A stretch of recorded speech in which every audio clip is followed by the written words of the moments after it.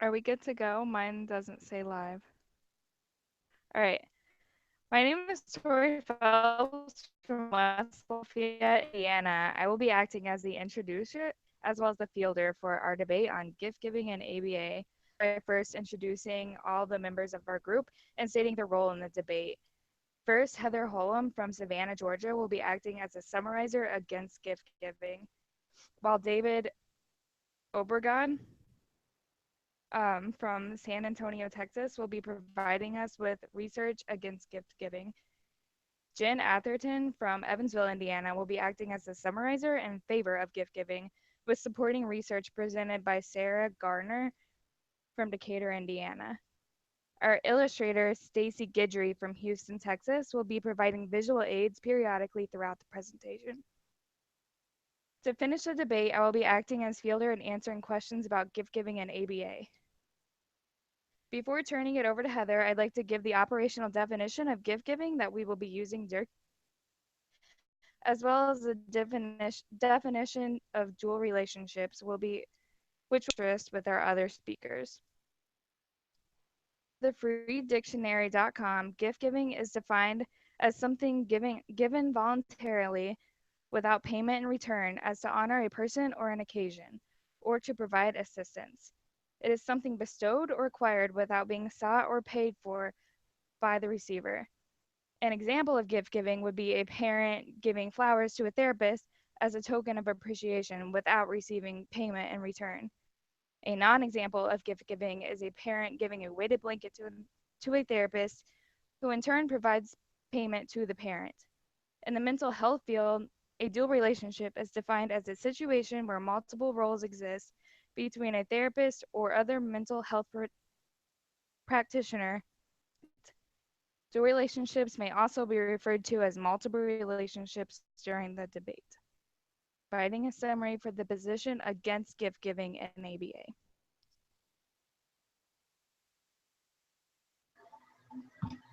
Okay, hi guys. So I'm going to start off explaining a little bit about the term slippery slope.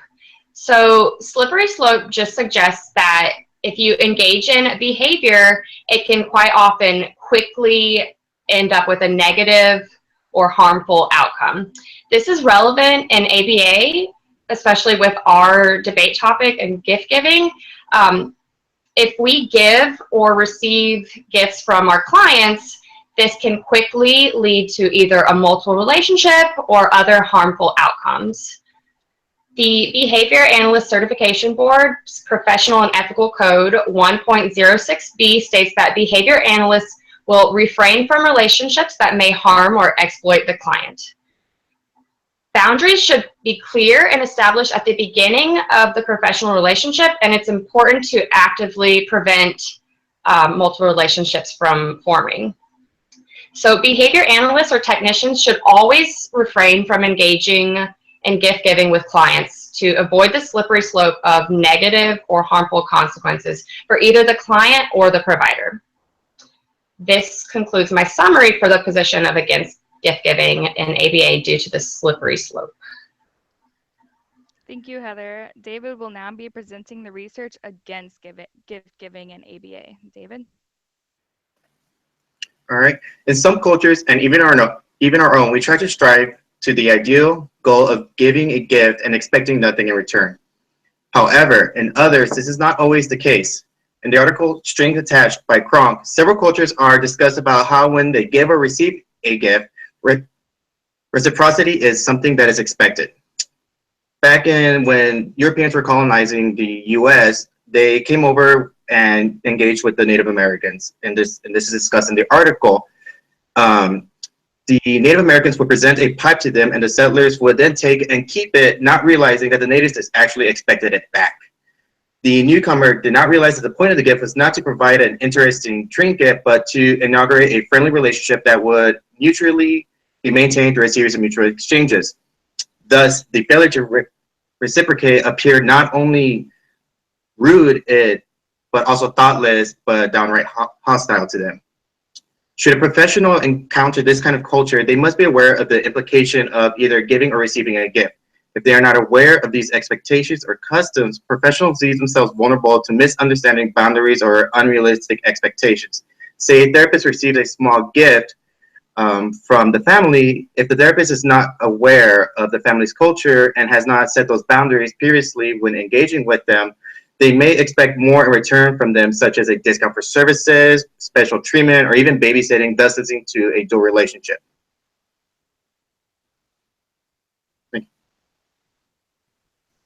Thank you, David. Next, Stacy will be presenting a visual aid for the position against gift giving. Hi guys, I wanted to share a video that demonstrated the slippery slope that Heather and David were describing. This is a video from The Big Bang Theory. It shows really easily how quickly gift giving can go wrong.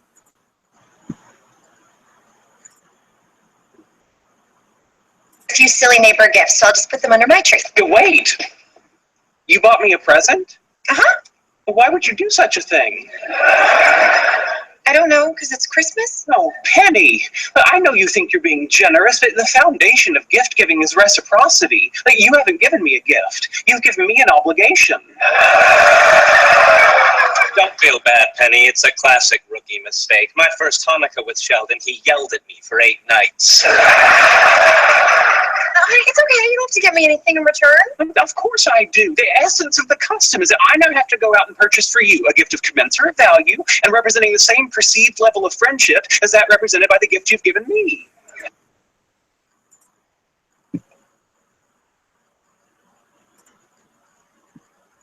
All right, thank you, Stacy.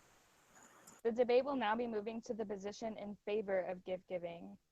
I'd like to introduce Jen, who will provide a summary of the research.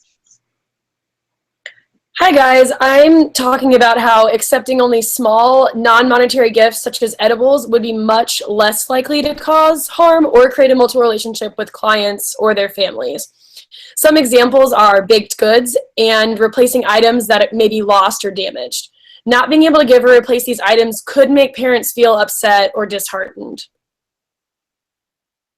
Thank you for that summary, Jen. Sarah will now be discussing the research in favor of gift giving.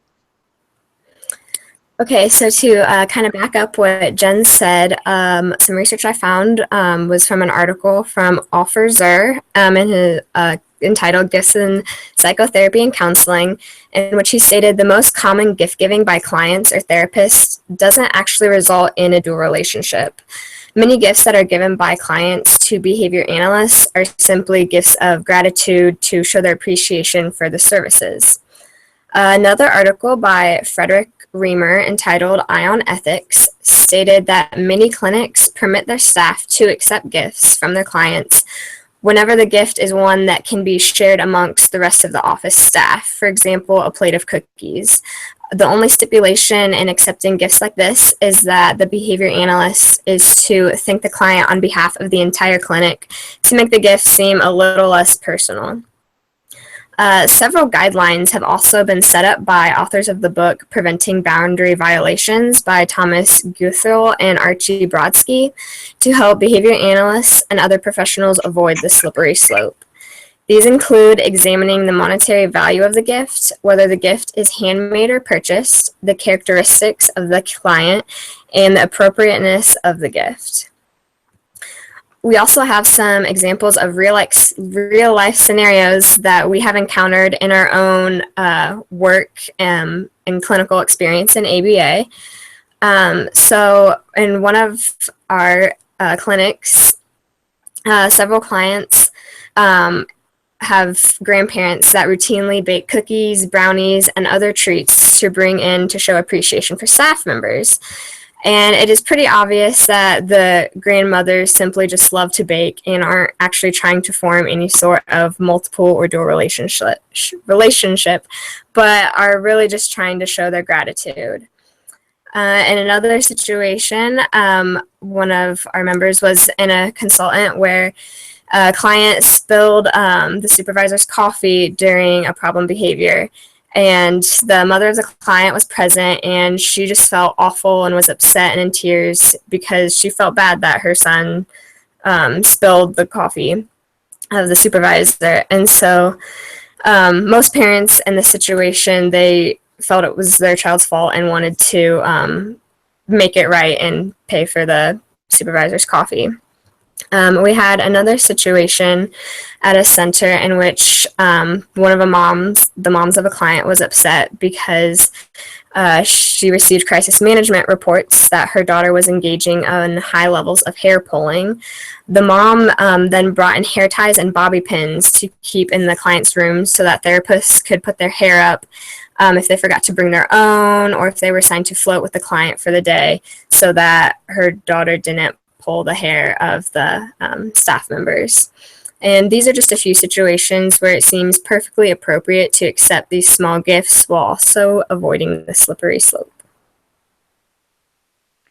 Thank you for providing us with that research and the examples, Sarah. Next, we will be discussing the cultural impacts on gift giving. Heather and David will be presenting first to discuss the potential damage of giving.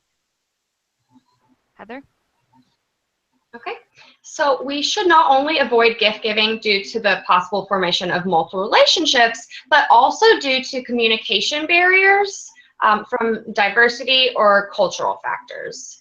Cultural beliefs can impact the nature or symbolism of gift giving or receiving a gift. Therefore, we should avoid these instances. Thank you, Heather. David will be providing a more in-depth overview of the research on cultural impacts on gift giving. All right. In the article Strings Attached by Kronk, it speaks about the tribe from the Kalahari Desert that belittles gifts when they are given to them as a way of diminishing the task of having to reciprocate, actually having to give a gift back to the person that they were being given to.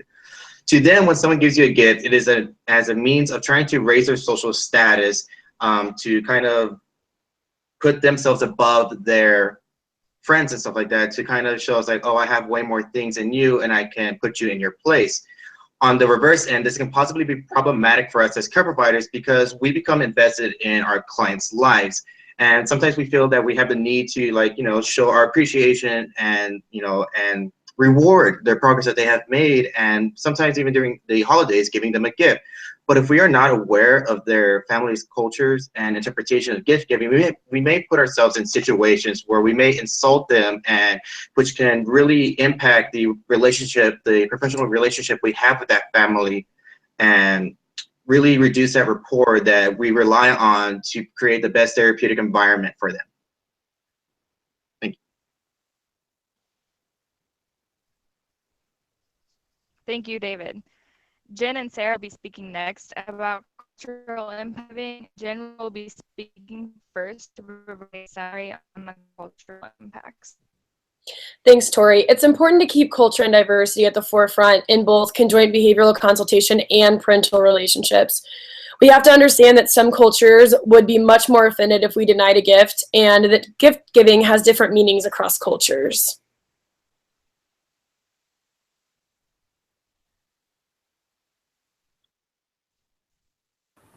Great, thank you for summarizing, Jen. Research supporting Jen's summary will now be presented by Sarah. Thanks, Tori. So in any situation in which a client presents a behavior analyst with a gift, it is really important to analyze the meaning of the gift as far as what motive the client had in giving it. Doing this can help you decide as to whether or not it is appropriate to accept the gift.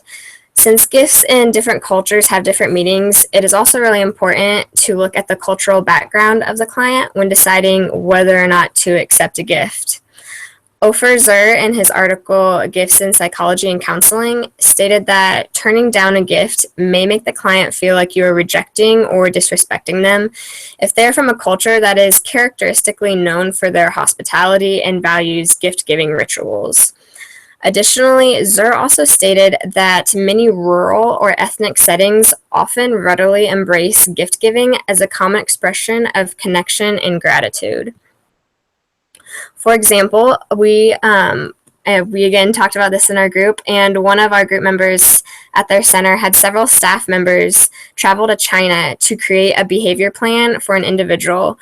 And although they informed the family via email prior to going that they cannot accept gifts, the family still gave the behavior analysts gifts when they arrived.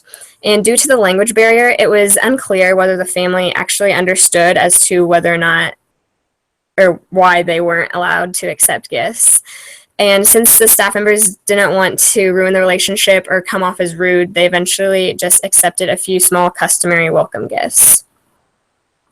In some additional research, a site entitled Cultural Savvy outlined the gift-giving etiquette for Japan, which in Japan it is not only do they often engage in gift-giving rituals, but they also associate a high level of importance with how the gift is presented and received, as well as what exactly is said during the exchange.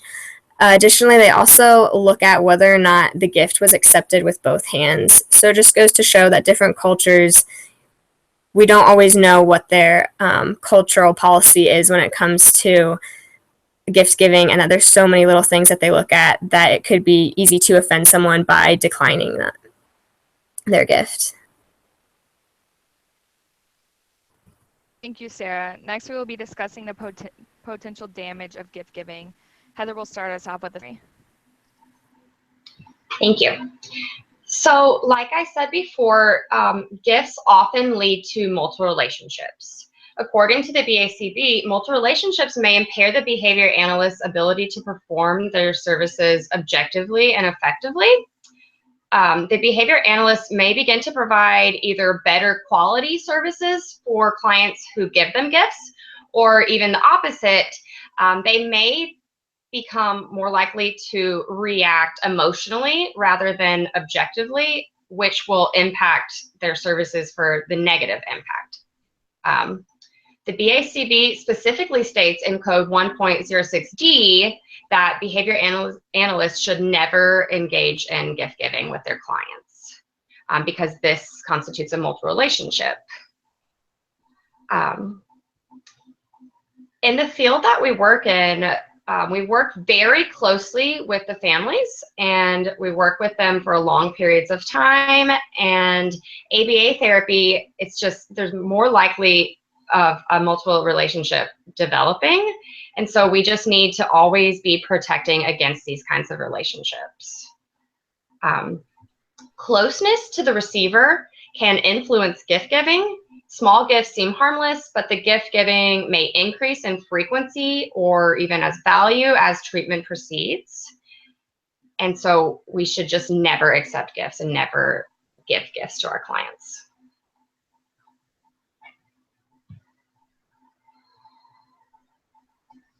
Thank you, Heather. Up next, David will be discussing the research to support Heather's summary. Thank you. As I also stated before, when a professional has not set boundaries with a family or taken into consideration their culture and customs on gift giving, the professional will make themselves more vulnerable to the possibility of engaging in a dual relationship. In the same article, Kronk states that some cultures, when they give a gift, they may expect more in return, which means that they may give a small gift, but they will also expect you to give them something of more value in return. And this can cause like a dual relationship. Say a family gives you a small meal after a session, you know, they may expect you to stay even longer and provide services off the books, and that could still be considered a dual relationship. Or they may even go as far as to asking you on days when you're not scheduled to work to possibly even babysit. This can be a problem should professionals accept a gift in the family, and they may ask professionals to provide services outside what they do. By accepting the gift, they may feel obligated to reciprocate as much and do what it is that they ask of them. The article also discussed how during the Cold War, Russia and the United States used gift in the forms of aid for some countries to gain favor with them should war break out even more. Japan used the same tactic to spread its influence to other countries by helping poorer countries to gain favor with them in the event of having them do favors for them or back them up in anything that may arise. The general idea is that the first world countries are using their status and power to help third world countries as a means of gaining the upper hand over superpowers.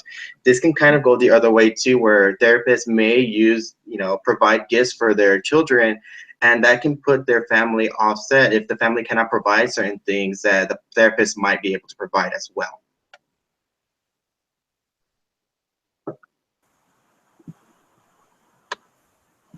David, Stacy will now be presenting a video supporting research against gift giving. So as David stated, that when somebody gives you a gift, they very well may expect something more in return. This video demonstrates that.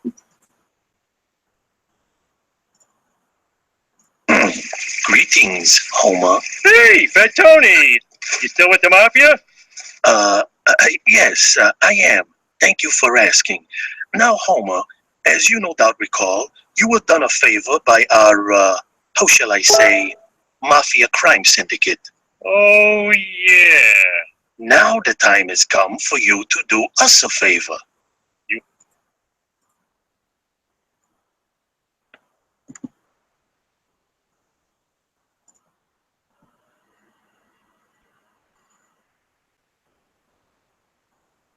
All right. Thank you, Stacy. Still on the position against gift giving, Heather and David will be discussing the possible exploitation of parents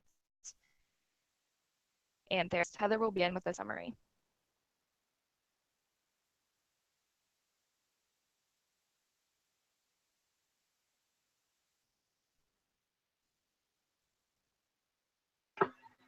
Thank you, Tori. So oftentimes multi-relationships lead to power and exploitation of either the client or sometimes the provider.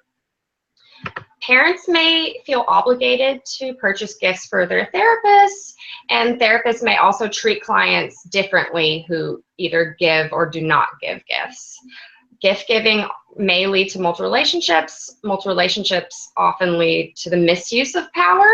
And so in order to protect the client and the provider, we need to avoid gift exchange between clients.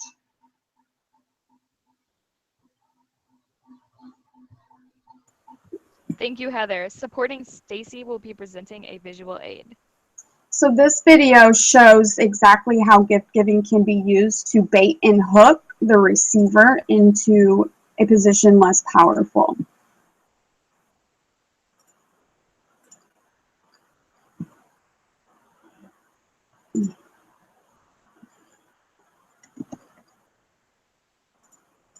Offer seminars half off. Give them free tickets. And when you present them with your can't lose investment opportunity, they'll want to repay the favor. Your gifts are the bait. Play it right, and you'll get them hook, line, and sinker.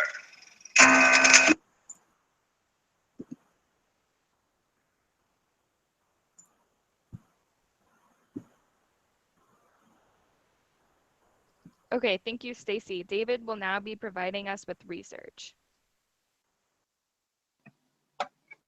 Thank you. So gift giving has the capability of becoming malicious in nature. Cronk stated that although the act of gift giving seems intrinsically benevolent, it gives power to embarrass the recipient and to force repayment has, in some societies, made it attractive as a weapon.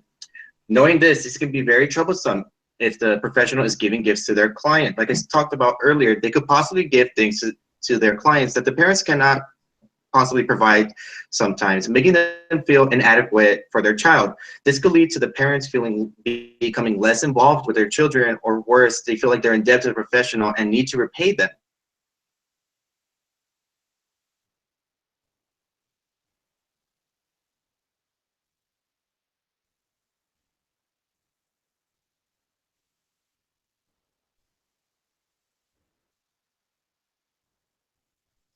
Okay, thank you, David.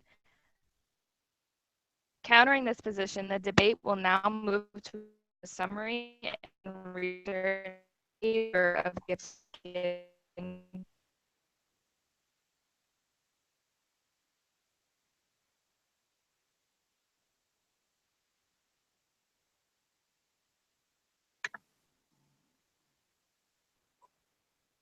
Thanks, Tori. Our relationship with parents could potentially be damaged or ruined if we offend them by not accepting small gifts. Being paired with parents is just as important as being paired with our clients, and making our parents feel included and valued may in turn lead them to take on a greater role in their child's interventions.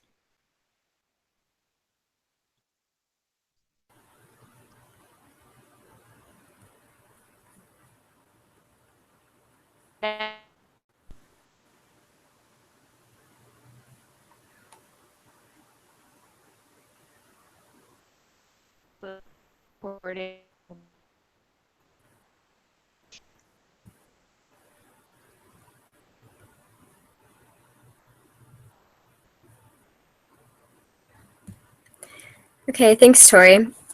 So, an article by Offerzer states that by declining a gift offered by a client, you run the risk of causing the client to feel personally rejected, which in turn could have a negative impact on the therapeutic relationship between the client and the behavior analyst. In his article, Zer also states that appropriate gift giving can actually be ethical and fall within the standard of care.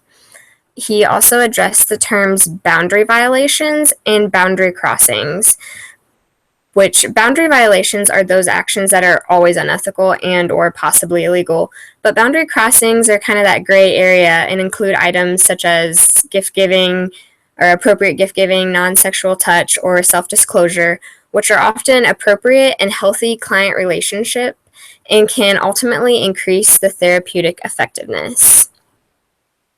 Going to our ethics codes outlined by the BACB, there are two codes that apply to gift giving, with the first being code 2.15.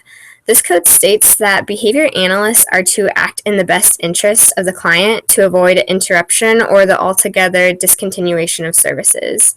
An article by the Zer Institute states that if an appropriate gift from a client is rejected, it could not only cause harm to the professional relationship between the behavior analyst and the client, but could also cause the client to end their therapy sessions due to feeling rejected. The second code that applies is code 7.02, which addresses the issue of risk of harm. This code states that if the behavior analyst believes that there is an ethical or legal violation, that they should first determine whether there is a potential for harm. In the case of gift giving, if a behavior analyst is worried that accepting a gift from a client would be an ethical violation, then the behavior analyst should determine whether or not any harm would be inflicted upon the client if they accept or decline said gift. If the gift is appropriate, declining the gift could result in the client's feelings being hurt, which in turn could cause harm to the relationship between the client and behavior analyst. And if the client is really hurt by the unaccepted gift, the client may end their therapy sessions altogether, which would cause harm to the client as they would then not receive the services that they need. Thank you, Sarah. A visual aid will be presented by our illustrator, Stacy.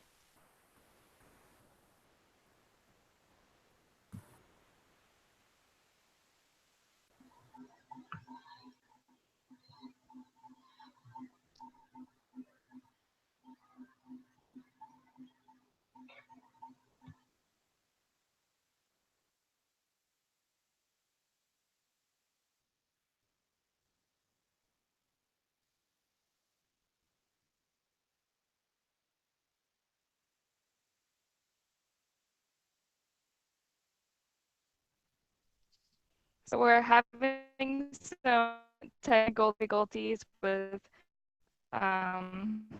Stacy Connect. So we're gonna go ahead and move on. Thank you, Stacy, for and providing the research on gift giving and ABA. I will now be addressing questions posed by Dr. Kim. Up the visual question is BCBA, you guys prevent difference from arising, and thank you, give Heather and David and as an intention of sending out a memo or an email to every family before the holidays stating that staff members are not allowed to accept gifts of any kind in order to comply with the BCBA.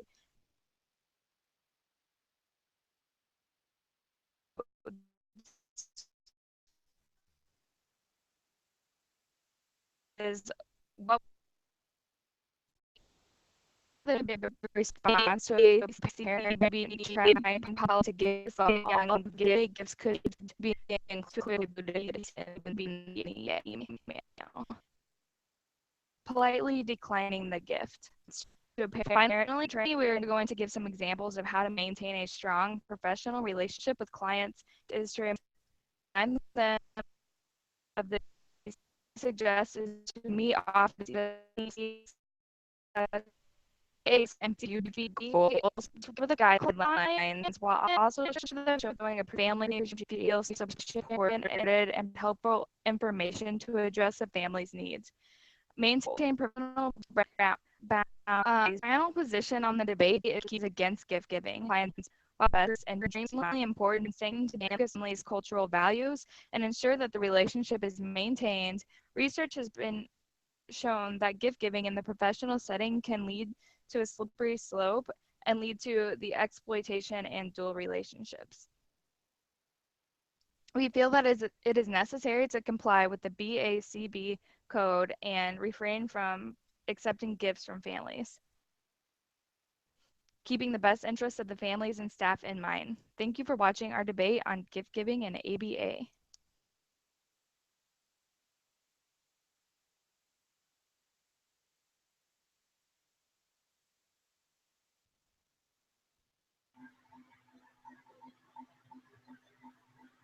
Thank you, Tori. And does that sum up everything for our debate today? Yep, that should do it. Okay.